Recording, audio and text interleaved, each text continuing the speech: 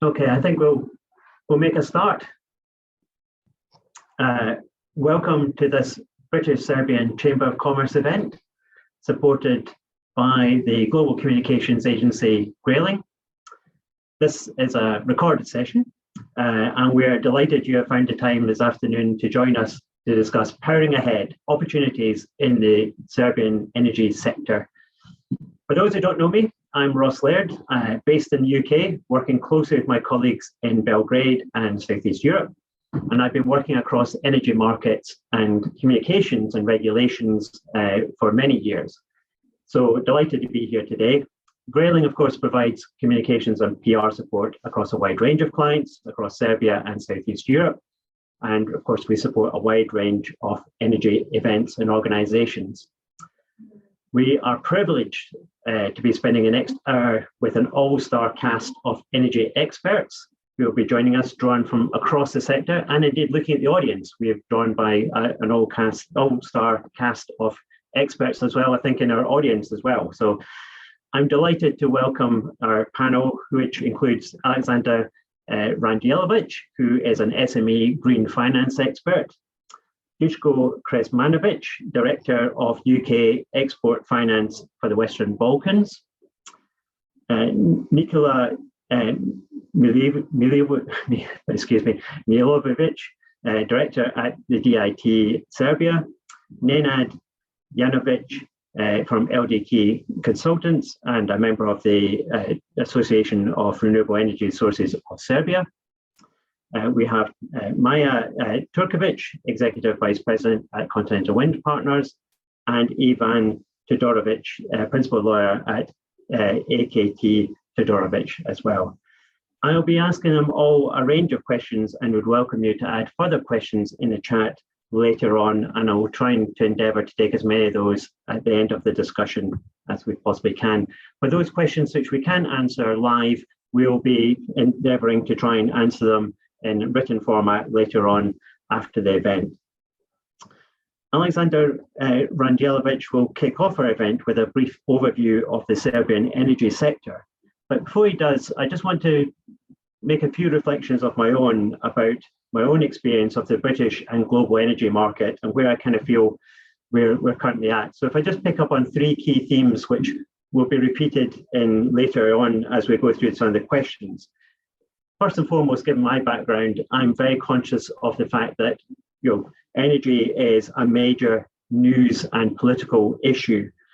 We've just seen, for example, obviously the perhaps controversial shutdown of 3 nuclear power stations in Germany at the weekend and their move to renewable energy.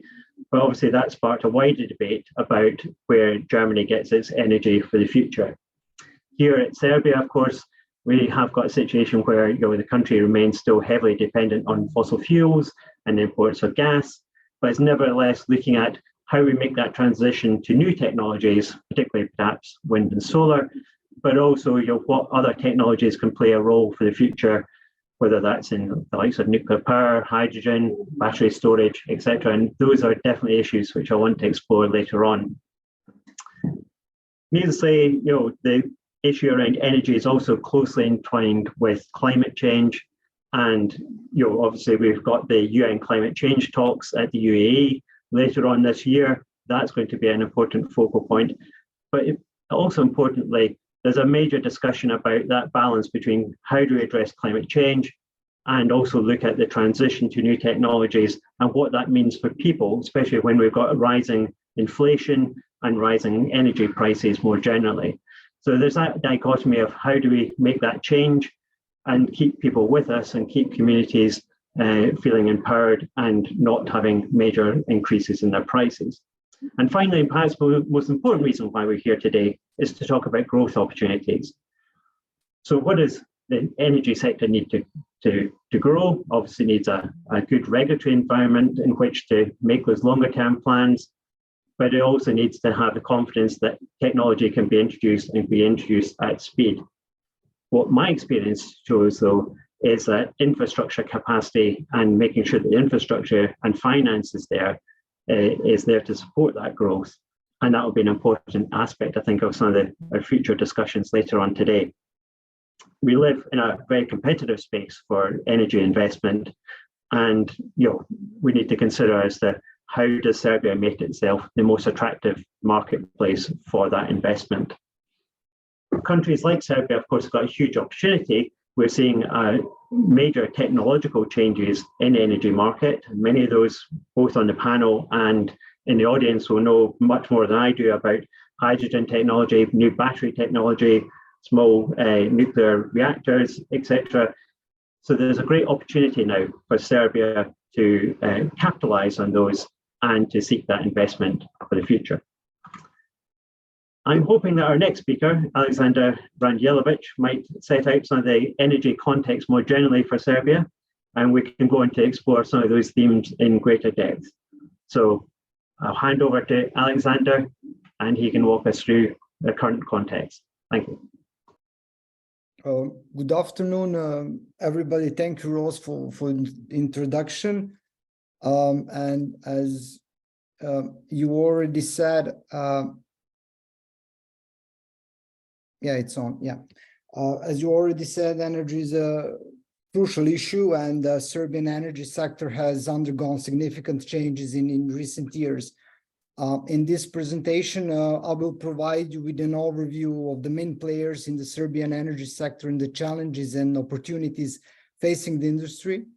I will touch upon the current state of renewable energy adoption in Serbia, and finally, I will outline investment opportunities in the sector. I have prepared, as you can see, a short PowerPoint presentation to illustrate the key points and trends.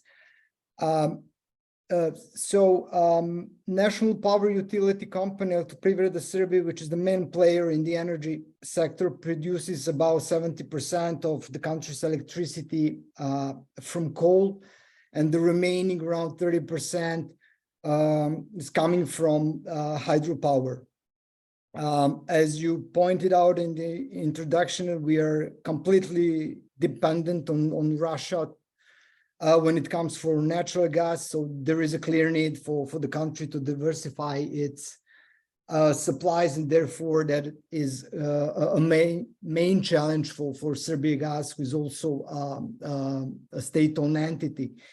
But fortunately, there is increasing number of private sector investors in growing renewable energy sector.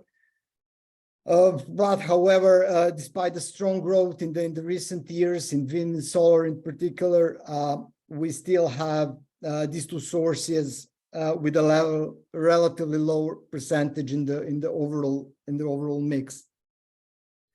Of course, our government and DEPs recognize the need to increase the share of renewable sources. We also have commitments, for example, to the European energy community to phase out coal-fired power plants. Also, as we yesterday realized, the carbon border adjustment mechanism that will be for sure imposed next year will pose further challenges for us, as you are probably aware that the mechanism, which will be fully implemented in 2026, will require exporters of certain goods to the EU, such as cement, iron, steel, aluminium, fertilizers, and electricity, to pay for the carbon used in the production, unless they can prove that they already paid the carbon price or the tax. So in other words, Serbia needs to introduce carbon pricing and a carbon market very soon. So we are an energy dependent country when it comes to the import of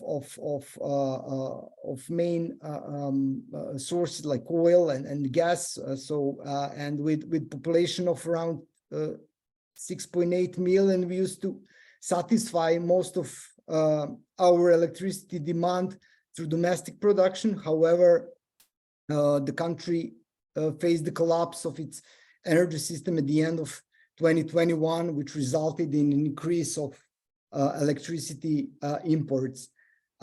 This slide shows the share of gas and oil in primary energy consumption, along with coal, as well as sectoral distribution. And I would like to point out here the share of residential sector in final energy consumption, which accounts for nearly 1/3. On the bottom right corner, you will see the graph, which basically shows that our dependence of coal for electricity generation puts us in 6th place in the world when it comes to this kind of statistics. So it's of course not favorable at all for us. This slide is related to energy efficiency, and here energy intensity as a measure of amount of energy used to produce a unit of economic output can be used as a proxy for energy efficiency. And the real challenge when it comes to energy efficiency in the business sector and the SME sector in particular, that I'm very much aware of, is the average age of machinery and equipment in Serbia, which is between 20 and 25 years. And this is, of course, a significant challenge in terms of replacing obsolete equipment and with higher performance one, and with basically technologies that can reduce both energy consumption and reduce greenhouse gas emissions. So therefore, it is key to provide favorable and good financing options to support equipment replacement, as well as to promote sustainable practices, particularly in agricultural production and of course in other sectors. And support coming from, for example, IFIs such as EBRD to different kind of programs is very important and beneficial.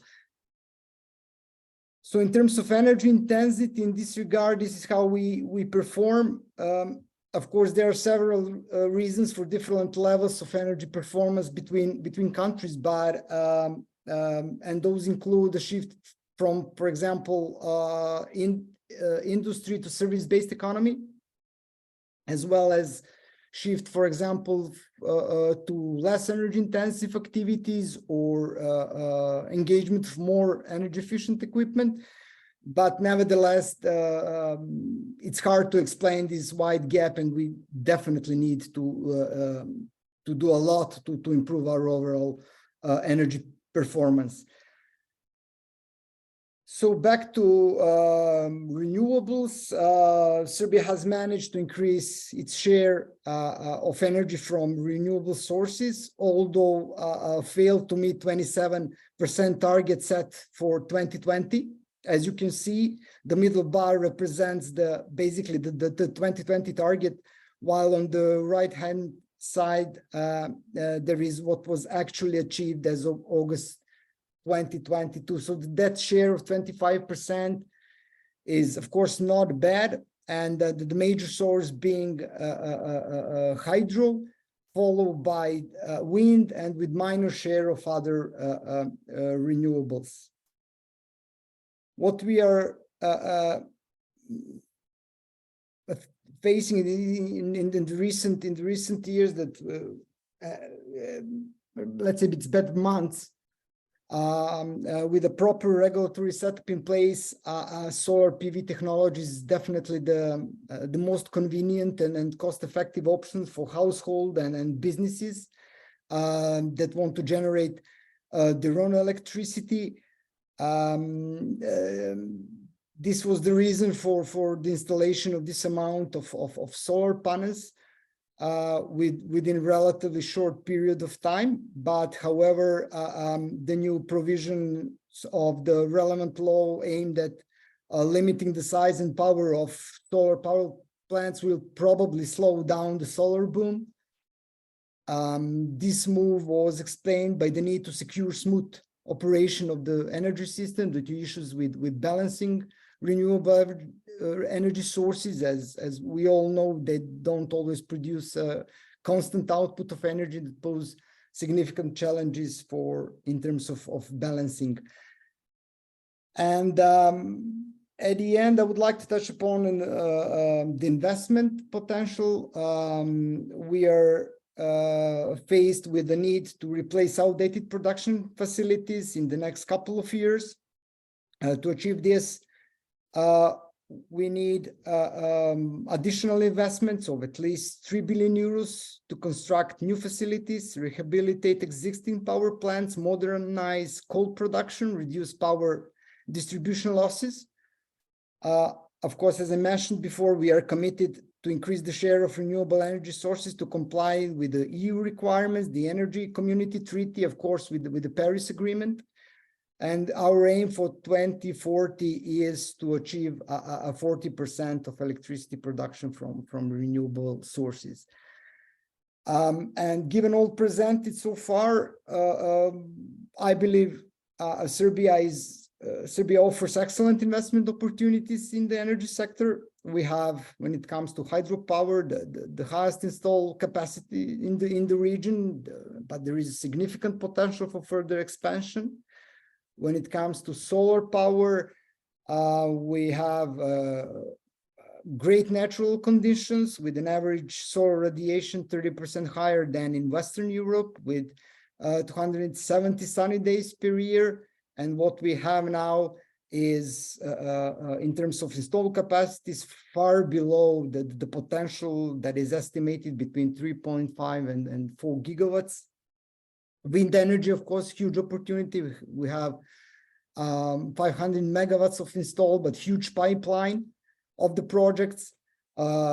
Huge potential as well in Košava district, wind region and mountains above 800 meters high.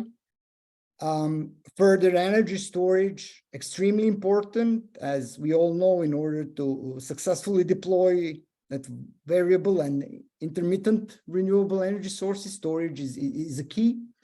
And of course, finally, I would really like to emphasize, and this is also backed with my experience, there is a huge opportunity for increasing energy efficiency.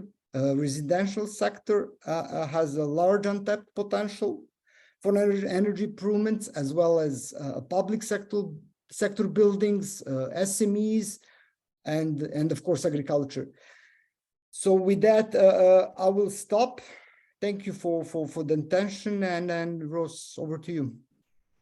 Thank you, Aleksandar. That's been extremely helpful, and hopefully that gives everybody a really good overview of some of the issues facing the Serbian energy market, but also importantly, some of the great opportunities. I'm now going to open up to a more panel discussion to get people's views, and as I'm delighted to welcome the panel today to endeavour to answer some of these questions. If I can just pick up that important point, Aleksandar, you're making about investment, and you mentioned the 3 billion euros of investment that is required, as well as obviously the ageing infrastructure which is existing in Serbia. And maybe if I can bring in Duško into this in particular. Duško, can Serbia attract the kind of necessary finance to make that transition that we're looking to see, particularly into renewable technology? Thank you, Ross, and thank you everybody for being here today with us. As you know, money is not the problem. At least it wasn't a problem till a year ago. So it's a good question, and thank you for this presentation in advance, just a little bit kind of broaden the discussion room. I don't think the money itself is going to be a problem. It's more that we are having a problem with the cost of the money. So the cost of money is actually driving the companies and the investors towards different sources of funding, because everybody's now trying to leverage and have this long-term funding at available rates. Different companies approach this problem differently. There are big companies like Continental, Wind Partners, who have a long-standing track record of successful fundraising, but there are also other companies of a similar size that have run into different sorts of problems that I've seen actually. Companies who are trying to invest huge amounts of funds in renewable energy sources. Let's say we talk about $500 million plus, even $1 billion.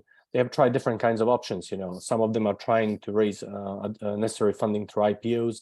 Some of them are trying to have parallel or blended finance using both commercial funding, equity funding, and IFI sources. And some of the companies are actually more and more looking into alternative sources of funding, and this is what I can actually talk about the most, which is in this case, mostly we can talk about when it comes to alternative sources of funding, we could talk about ECA funding, export credit agencies. I'm representing one of them, is the UK Export Finance, which is an agency with a global portfolio worth close to 40 billion at the moment, an appetite of almost 60 billion worldwide. So how we can use this funding to boost renewable energy production and investments in Serbia? Well, actually, by working together with us or maybe other ECAs and big international banks, renewed banks, who are able to place huge quantities of funds for renewable energy projects. Most likely we are talking about project finance structures under guarantees that ECAs are able to provide. So in a nutshell, how does it work?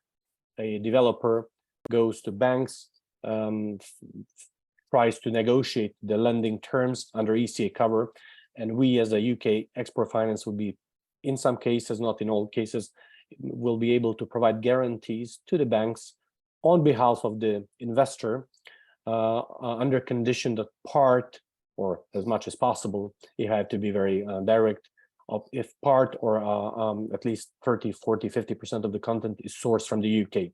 What does it mean in practice? It means that engineering could come from the UK, equipment, especially for offshore projects, should come from the UK, different kinds of engineering services, equipment that is produced in the UK, software, name it.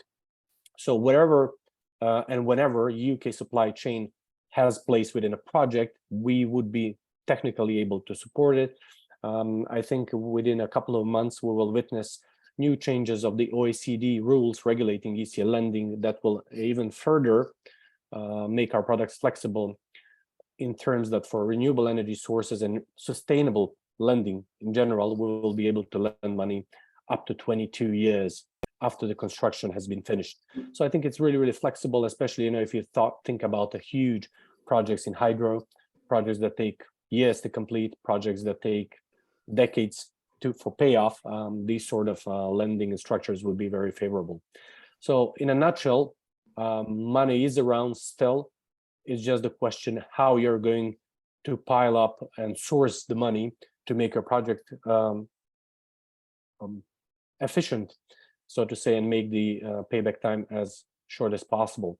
So this is how I see it. And I believe that in the upcoming period, given that ECA funding is normally considered as a counter-cyclic in terms of economy. So whenever you have raising interest rates and limitations or challenges to raise capital that you're used to raise, then normal ECA funding is a good bridge and a good mechanism that can help you still achieve relatively good funding and have it pretty much flexible and get your project through and not delayed because you are simply having huge cost of finance. And this is what we are going to witness, I think, in the next coming years. Great, thank you, Duško.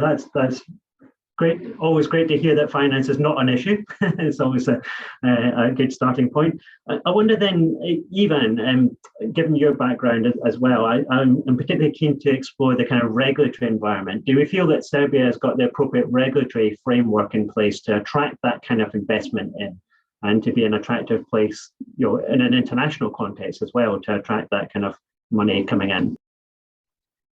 Yes, thank you, Ross. The question is difficult, but in a nutshell, I would say yes, there is a regulatory framework that is able to attract and enhance development of the energy sector. So basically, there are three main laws that regulate the area: the law on the use of renewable energy sources, energy law, and the law on energy efficiency. The first law is currently being amended as the government has adopted in March this year the amendments to the law and passed it in the parliament procedure. So generally, there are four main elements which will be changed, and one is regarding the auctions, which will be organized for the market premiums and for the feed-in tariffs, while the feed-in tariffs are envisaged for smaller producers, and that means producers lower than 500 kilowatts, and for wind farms that is 3 megawatts. The incentive period is currently set for 15 years, and the second issue is actually trying to make the system work safely, and that is the balancing responsibility, which is now imposed on the commercial projects, meaning that if a project is not under incentives regime, then the company has to balance its own responsibility.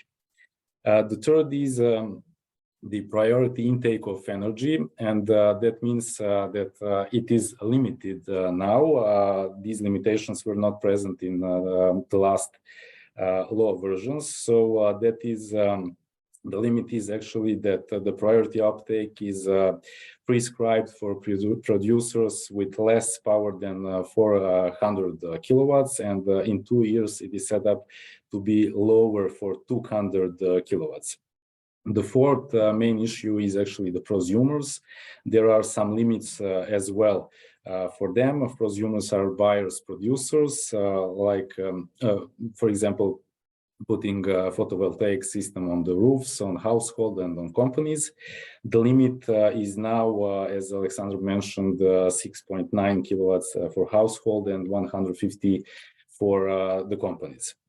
So, yes, Serbia is ambitious with its plans. I would say from our own perspective, it cannot be matched with European initiatives and the Green Deal. But however, from our perspective, 40% of energy should be produced from renewables. And I would say my general comment is that we had these legislations mainly in place, and even 2 years ago, the things are changing and moving slower than we would like to see.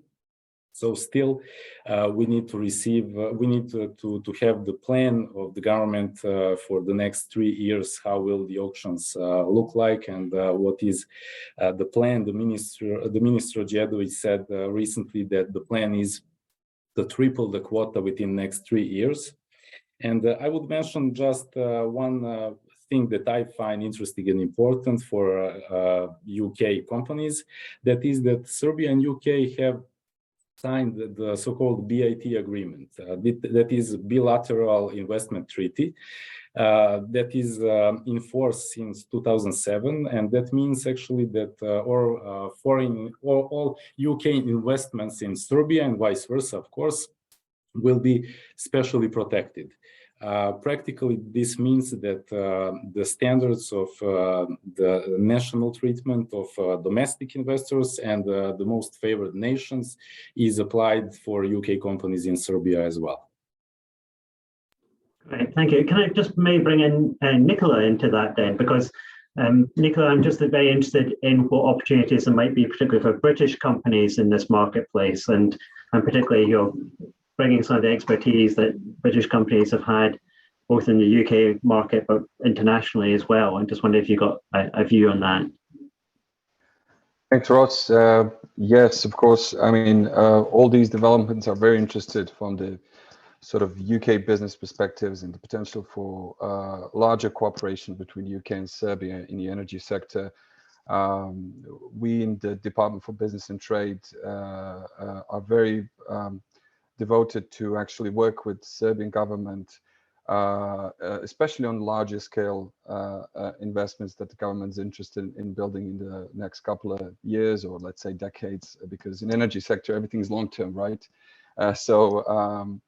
But yes, all these news are very positive to hear about the new renewable legislation, the amendments to the bylaws that will actually help and ease the investors to actually communicate with the government, get the right licenses, etc. We recognize very much all these other developments that the Serbian government is working on, and we would like to see more UK companies that would invest in the renewables. Right now, we also see, like Aleksandar said at the beginning, that there's a trend in solar and wind.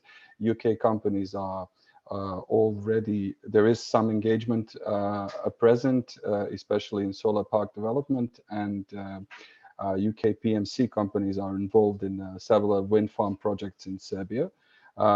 They're not sort of, let's say, sole investors, but I think that could also change, even though UK is kind of like more prominent for having offshore wind rather than onshore wind expertise. But still, there's quite a lot to offer and do in not just Serbia, but wider Balkans. What we, again, offer from our side is not just bringing one of the best project management design expertise in the world, but also export financing, which Duško was talking about. And we're trying to present this as a package to the Serbian government and discuss all the larger projects that the government wants to do. It's not an easy process, of course. It's not easy for our counterpart, which is very obvious, especially if we talk about large hydropower projects like Đerdap and Bistrica. We hear about them for years and years, but we're still waiting to see what are the actual developments, and hopefully this year could be a year of change. Great. And I mean, that's great to hear about that kind of investment that could come in from, and is obviously coming in from Britain, which is great to hear. Aleksandar, you picked up on your presentation a little bit about the... In that regard, oh, apologies, Nikola. Yeah, sorry about that. Yeah, I thought you wanted to step in with a question, Ross. It's okay if you want to. Yeah. No, carry on. Okay. So other than that, it's we also yeah, like I said, that there is some ongoing interest, especially in the renewables, as I suppose other foreign investors also are seeing the same. The challenges, of course, still remain in the wider, in all these topics that we're talking about, especially the Serbian system is relying on coal as much as we see in the recent news that the ministers is soon to open the new thermal block in Kostolac, which proves that coal will remain for a while here as the main source of energy. But there is a large light at the end of the tunnel that we see, and hopefully we will be UK companies will participate more as the market opens, which is of course a very slow process. But in a nutshell, this is it from the DBT perspective. Thanks. Thank you, Nikola. That's great and heartening to hear. Aleksandar, you picked up in your presentation a little bit about the Serbian domestic market as well, and I'm very keen to explore a little bit more about opportunities, particularly for the SME sector, to participate and benefit from some wider contracts. I wonder if you've got any thoughts about how the Serbian market can benefit from this as well. Yeah, SME sector is really important for the overall economy. SMEs provide 2/3 of total employment, generate 30% of GDP, contribute to 40% of total export. But when it comes to, for example, decarbonization, when it comes to setting up net zero targets, in my opinion, their role is partly neglected. From their own perspective, since it's really hard to measure, for example, impact on climate on such a small scale, SMEs often fail to recognize their contribution, for example, to greenhouse gas emissions. But in fact, as according to some estimation globally, they contribute to 70% of them. So, and of course, when it comes to on the other side, to the business opportunity for SMEs, there is clear opportunity for them with improving their performance, to increase, of course, their competitiveness, to maintain a good position in global value chains, since they are mostly within scope 3 emissions of bigger multinational international companies. And basically, the only way to achieve this and stay competitive is by they're decarbonizing their operations. It's as simple as that. And by doing that, to reduce the overall impact of the value chain to which they belong. Yeah. So great opportunities then for them to be participating as part of those kind of scope 3 decarbonisation processes, which is obviously critical.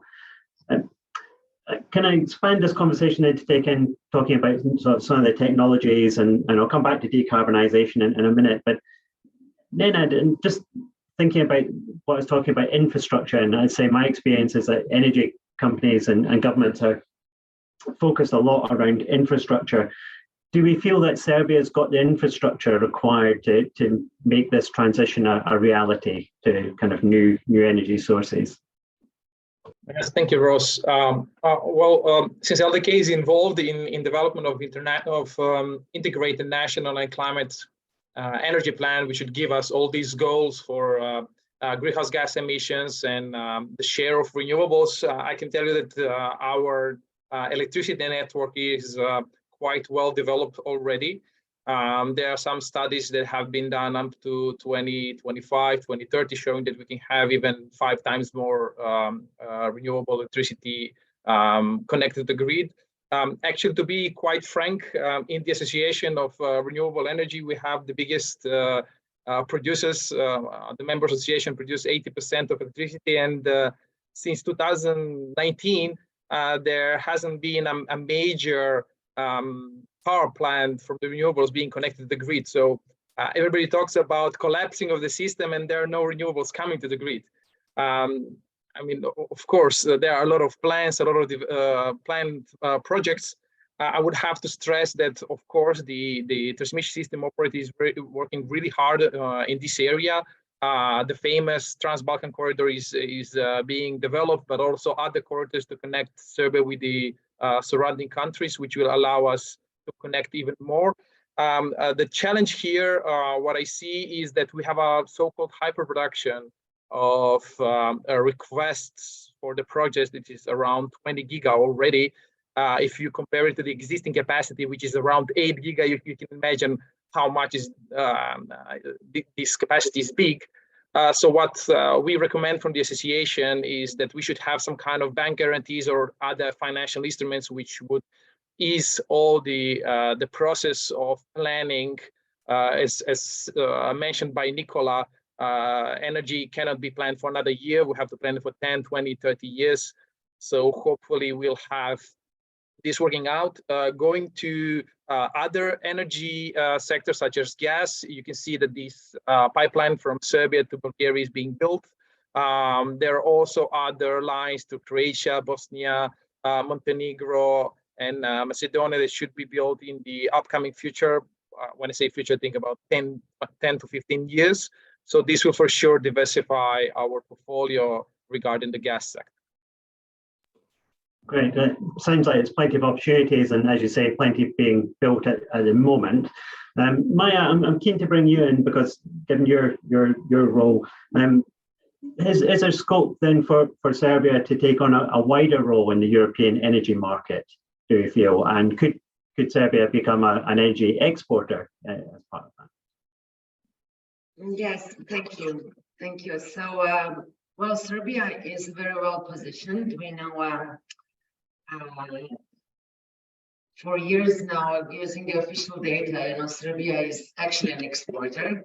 So it has a very, slightly positive balance, I would say, when we look at the official data in the last 8 years. But namely, every country that increases the production while keeping the consumption constant is bringing itself into the exporter, position for future. So that is likely to happen to Serbia. On top, Serbia is, the transit country with 8 borders, and it's very important hub for the energy sector, not only for the region, but also for the Europe.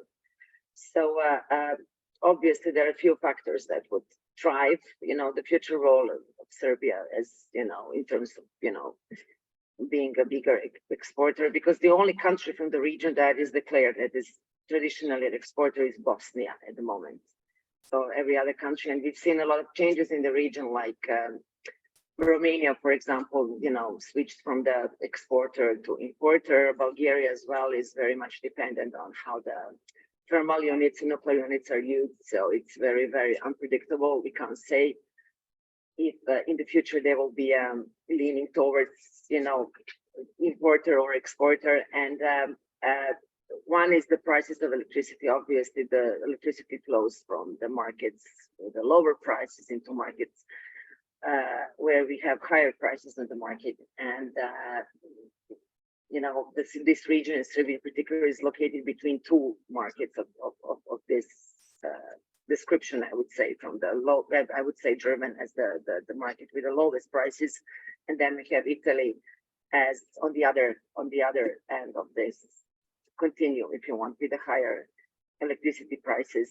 It will heavily depend on, other than the price, on the transmission capacity that Nenad also pointed out. There are a lot of interconnectors in place.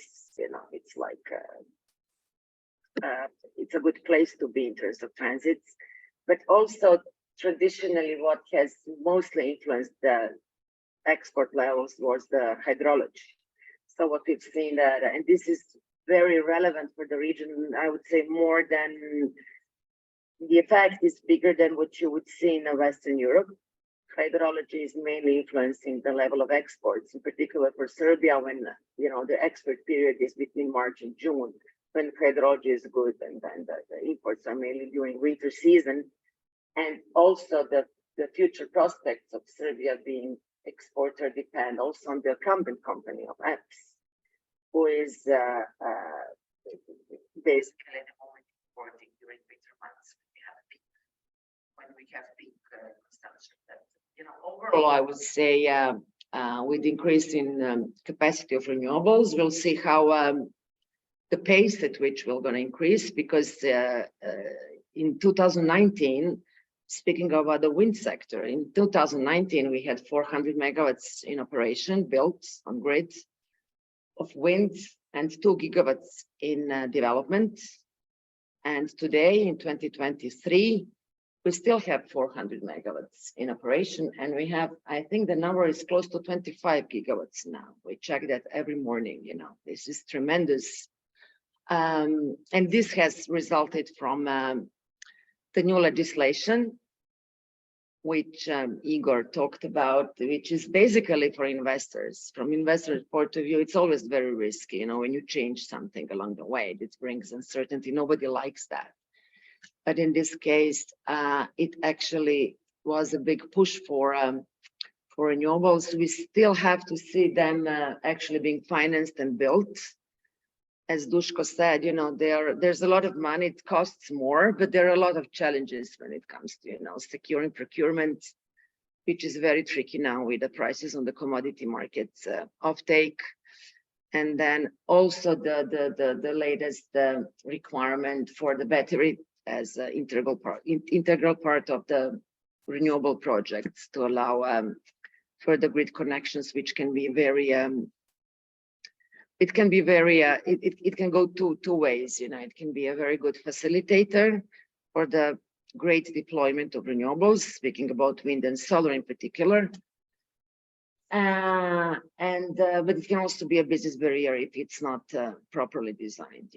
If we don't have enough revenues to justify business model for including batteries in every project, it's just gonna make the big barrier for our businesses.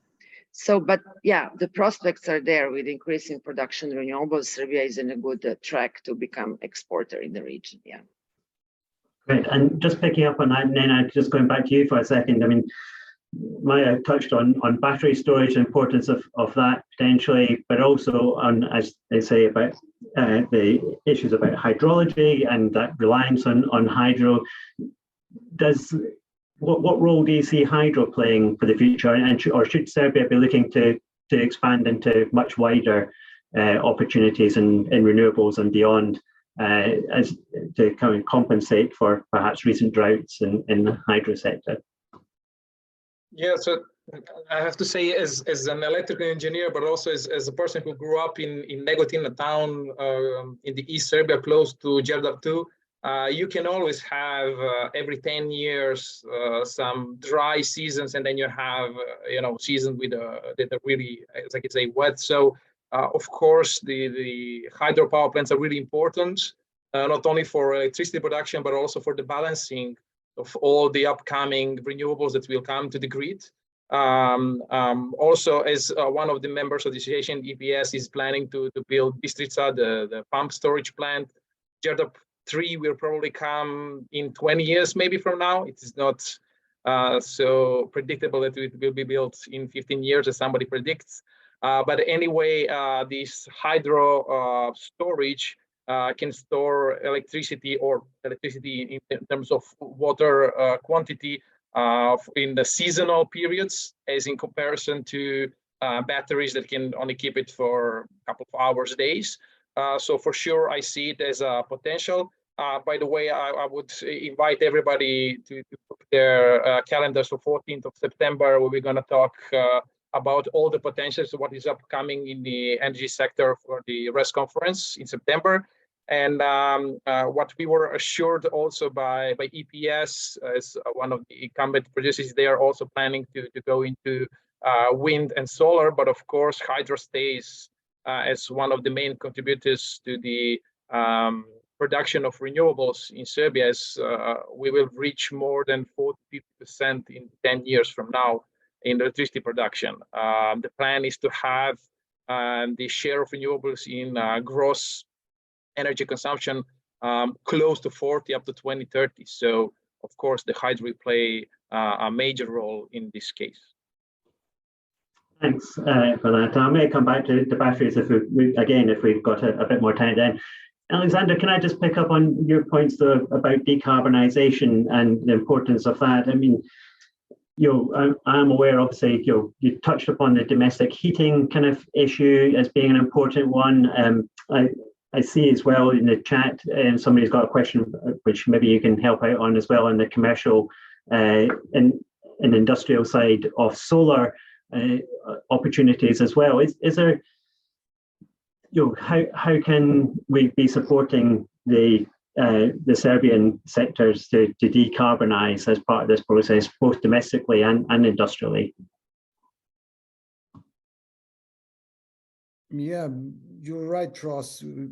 Domestic heating is, I would say, a major challenge for decarbonization in Serbia.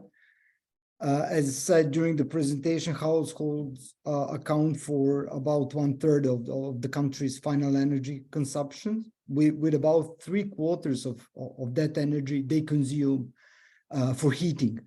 And the main source for heating is firewood, which accounts for 40-45%. Of course, district heating is available, mostly run on natural gas, and it covers around 20%, mostly in urban areas. The remaining sources are coal, gas. Since the electricity price for households is heavily subsidized, electricity is also used for heating. On the other hand, heat pumps, for example, account for just only 1% of heating sources, and there is a huge opportunity in that way to employ more of them into as a heating sources. And I would just briefly say it's not topic of today, but the residential heating, especially during winter months, is a major contributor to air pollution. So because it's mostly coming from burning of firewood and coal, and it's really significant challenge when it comes to public health also. And yeah, therefore I think individual heating is critical aspect, I would say, of Serbia's energy transition, and I would say overall development and prosperity. When it comes to industry, of course there is that formula. 1/3 industry, 1/3 residential heating, 1/3 transport.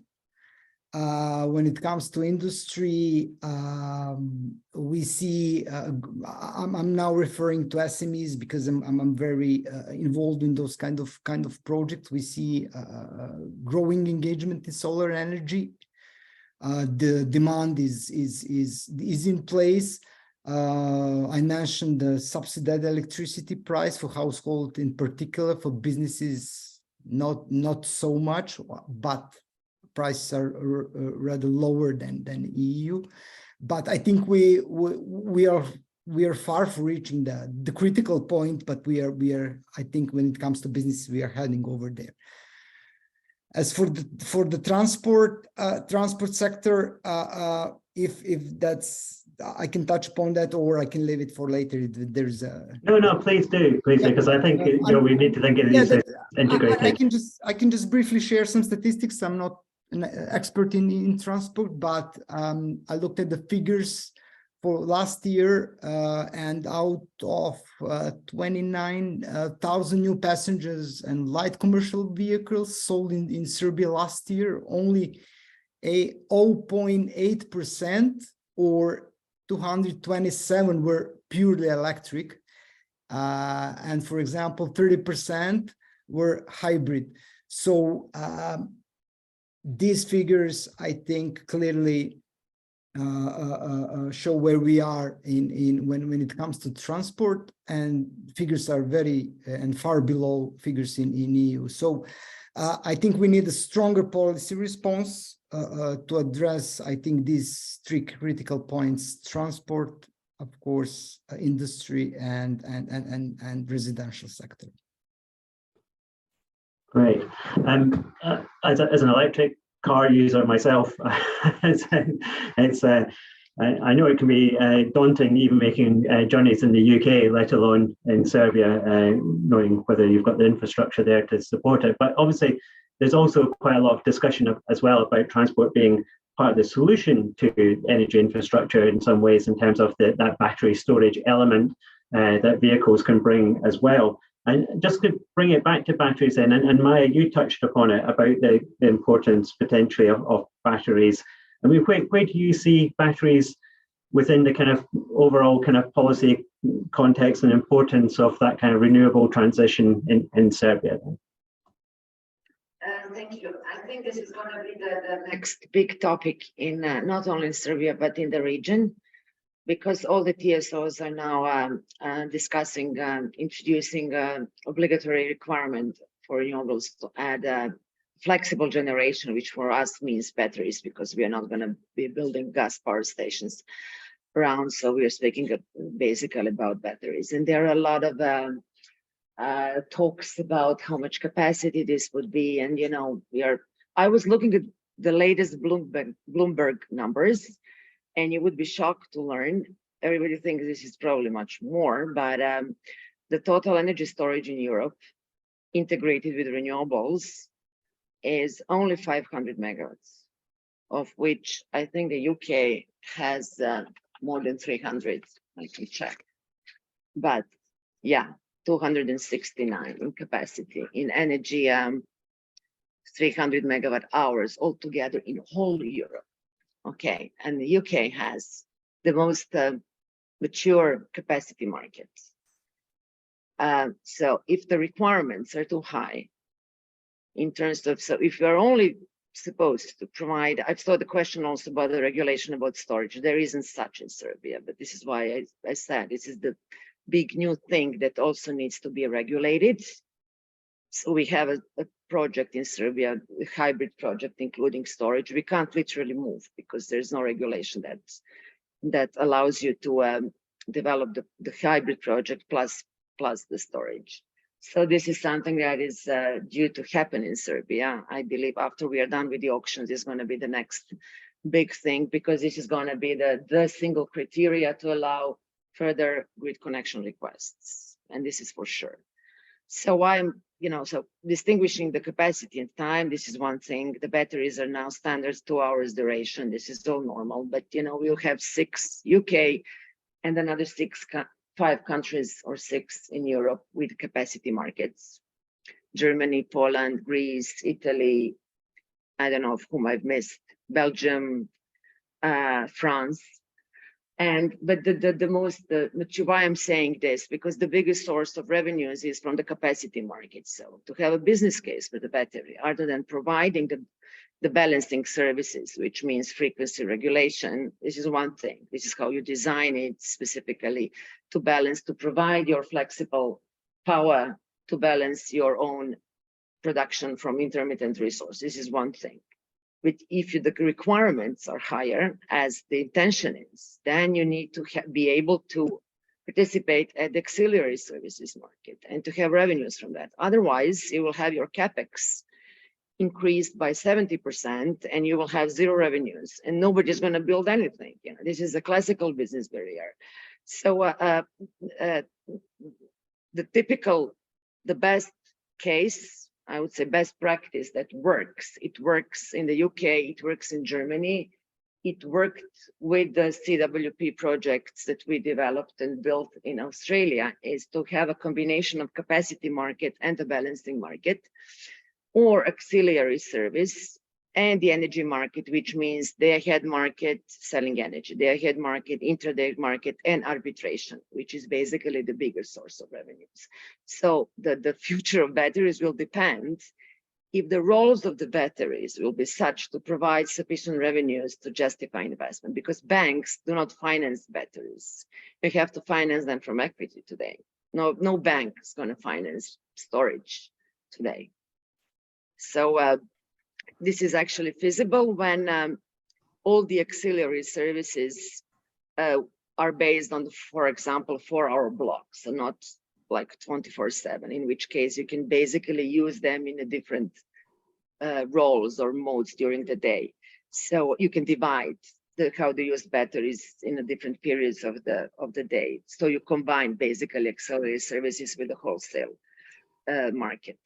And the trend is basically that you would use batteries. This is the best way to go. So I hope the policymakers are going to give it a big consideration and thought before they drive some regulation, just, you know, giving us some high-level numbers what we have to do. But they should be used first for auxiliary services, and only after this market is saturated, then there will be kind of diversification and batteries will be used for arbitration, which is basically something that brings this business model to life. And I'm saying all of that because the law requirement in Serbia envisages quite a big capacity in the batteries that we cannot justify by providing only balancing services to our own intermittent production. It's not going to work. So this is going to happen probably in the future, that we will have another law amendments, I think, in 6 months or 9 months or so. So don't be surprised if that comes as a big topic. But this is important to understand. This is not an exercise you would copy and paste from different markets, because Serbia is a very good position because we have a fully functional day-ahead market and the intraday market is on the way, and fully transposed regulation and fully, I would say, all the market processes are in place and European standards being implemented on that piece of regulation. So it's a very good position to do that, really, to be a leader in with that regard. Yeah. Thank you, Maja. And that brings us back, I guess, back to the regulatory and financial aspects as well. And I wonder if I can bring Ivan back in on that basis. Ivan, I mean, do you feel that we've got as Maja was just describing there, you go, the regulatory framework hopefully maybe falling into place for the future, particularly around things like battery. But also I saw within the chat as well, people were asking as well about the previous regulatory aspects which were being proposed in the past, and what the status of those are as well. I wonder if you were able to pick that up. Yes, so I would say that laws are not the single thing that is important. It's actually how the laws are used in practice as well. So the context as a whole is something that is important. So I'm actually not aware about the strategy, what is its status.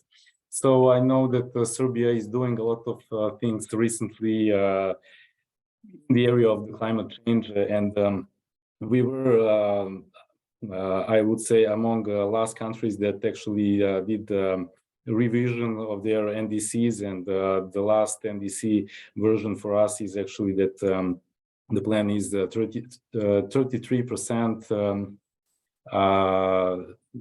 of reduction of emissions comparing with the baseline year 1990, and I think that's a bit more than 10% comparing from 2010. So I'm not aware of the current status of the integrated national energy and climate plan. I think it is in development, but I think one of the panelists was involved in creating this, so maybe someone else can contribute as well. And Nenad, you're eagerly volunteering there, so please do step. Yeah, I'm that guy involved in the integrated national energy climate plan. So since I'm not representing here the Ministry of Mining and Energy, but what I can say is what we have heard in the public from the assistant ministers and generally from the ministries, that we are expecting the document to be presented in the mid of this year. I can tell you that the project is going on full speed. We are having intensive meetings and modeling and everything.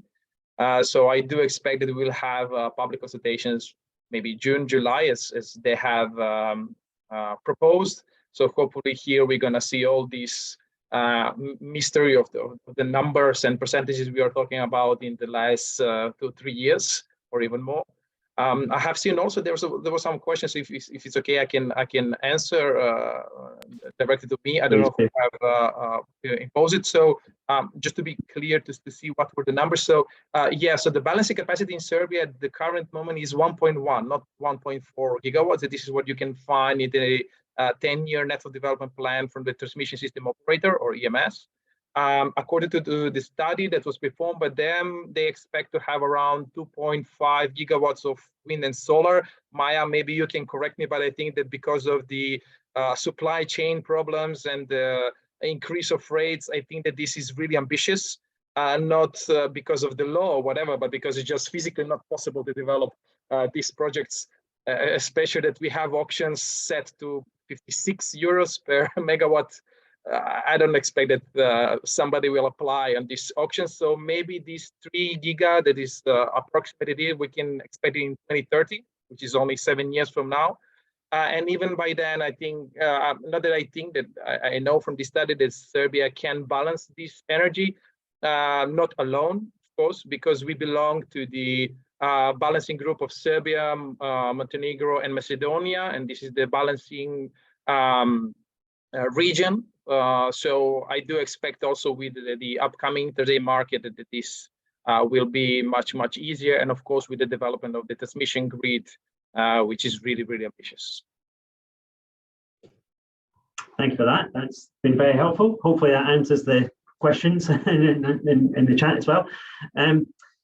Duško, I wonder if we could come back to you just in terms of the market then as well, and just talking about, you know, we've obviously heard from a number of commentators now about the Serbian market and how it compares maybe to capacity markets in other nations and what have you. But do you feel that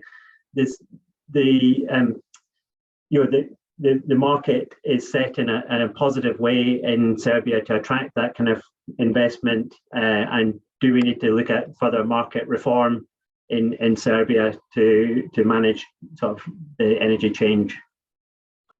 Well, thank you. I'm not a policy expert when it comes to energy, so it's not maybe the right question for me, because I wouldn't be able to contribute significantly to it. But what I can see, you know, I'm working across the region with large developers and also ministries, and I think that one of the key problems of the region that's, I think, sufficiently attracted investments in energy, because in every country of the region, Serbia especially, there's a huge backlog of projects that cannot get connected to the grid that easily. And the biggest challenge, I think, in that sense is the limitations that the grid imposes to different kinds of projects and putting them on a holding pattern for a long time, and maybe some uncertain, even timeline, if you want to say. So I think, it's about coordinating policies in a way to enable the implementation of investment, not anymore just, attracting, because I think we have sufficiently attracted investors, CWP, so many of investors across the region active, but many of them are on a waiting list that is endless for many of them.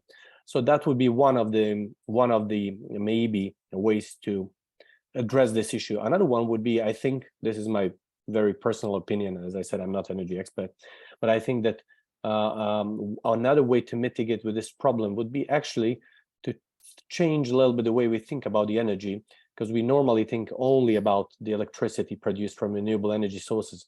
But I think that this region has a potential, and also I don't think there are huge limits still on this, is to attract different sources of energy generation, such as hydrogen. So hydrogen is a big topic worldwide nowadays, and in the UK, especially Germany, Scandinavian countries, and in Serbia, it's still, and in the region, it's still a very low profile area. I know that there are companies trying to develop some infrastructure, and I'm aware of the problems when it comes to hydrogen technology. You also need specific network and infrastructure for that. But I think, while we are waiting for the grid to get upgraded, we could start actually attracting companies that could contribute to the energy diversity, safety, by just, having projects like hydrogen, for example. Hydrogen has application anywhere from transport, steel, name it, really. And we've seen also, that there is interest from the UK companies to invest in hydrogen production technology across the region, but also there was interest from stakeholders, governments, in particular of the region, to partner up with British companies and maybe, for example, upgrade their railway network to some extent and have the locomotives run on hydrogen. So I know it might sound to some people as a very far-fetched idea, but essentially it's not, because there are already trains running on hydrogen across Europe. And I think this is one of the areas that we, but also we, when I say from a UK point of view, could think of and work together with.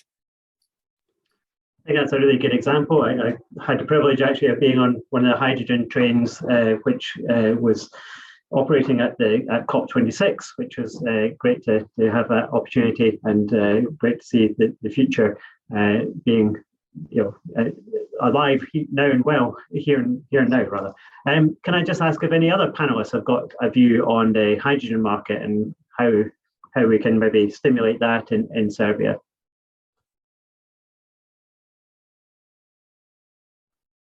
Nenad?